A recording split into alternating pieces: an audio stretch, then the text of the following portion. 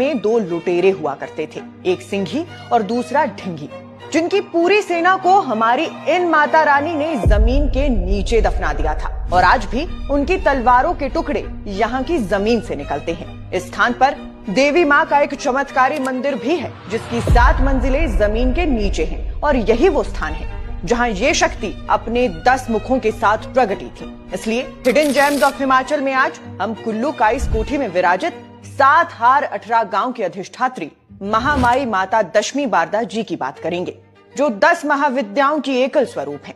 तो ये जब देव आस्था के गढ़ कुल्लू पर लुटेरों की काली नजर पड़ी थी, धन दौलत और मंदिरों की समृद्धि देखकर सिंघी ढिंगी नाम के ये 2 लुटेरे लगातार देव स्थानों को निशाना बना रहे थे। कई मंदिर लूटे जा चुके थे और भय का माहौल पसरा हुआ था, मगर जब इन लुटेरों की बारी माता दशमी बारदा जी के धाम तक पहुंची तो यहीं से कहानी बदल गई।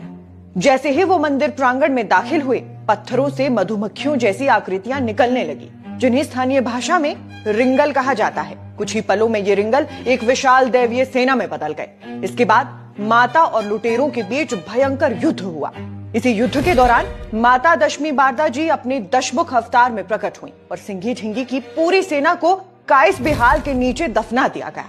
आज भी स्थानीय लोगों का दावा है कि बेहाल क्षेत्र में खुदाई के दौरान तलवारों के टुकड़े और युद्ध से जुड़े अवशेष मिलते हैं, जिन्हें उस दैवीय संग्राम की निशानी माना जाता है। इस पवित्र स्थान से जुड़ी मान्यता है कि यहाँ की लकड़ी और बर्तन केवल धार्मिक कार्यों और मोक्ष साधना के लिए उपयोग किए जाते हैं। बिहाल के भीतर मौजूद प्राकृतिक जल स्रोत को पूजा और स्नान के लिए अत्यंत शुभ माना जाता है और इसके सेवन से पाचन शक्ति भी दुरुस्त होती है। बाकी यहाँ स्थित माता का प्राचीन भंडार एक रहस्यमय संरचना है, जिसकी 3 मंजिलें जमीन के ऊपर और 7 मंजिलें जमीन के नीचे हैं।